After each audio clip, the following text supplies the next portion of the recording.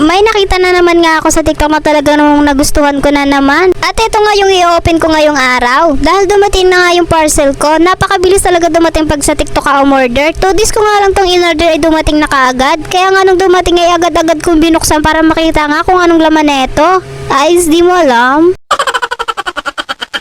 Excited lang talaga ako kaya binuksan ko na kaagad. Napakakapal nga ng balot at parang di na magpapabukas. Pero ayos din nga yung makapalang balot para safe nga yung parcel mo pagdating sa'yo at baka kung hindi binalot ng maayos ay magreklamo ka pa.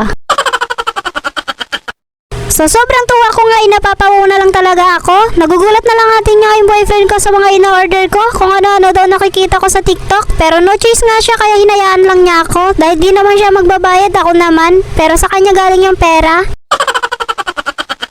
At least ako pa rin nagbayad.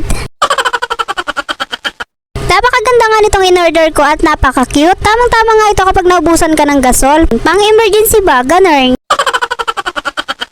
Napakalaki din niya. Sakto nga kapag magluluto ka na may sabaw. Kahit na pwede may luto dito dahil malalim din nga yung lutuan niya. Tapos may takip pa. Sa sobrang laki nga ay nagkasya na ang aking kamay.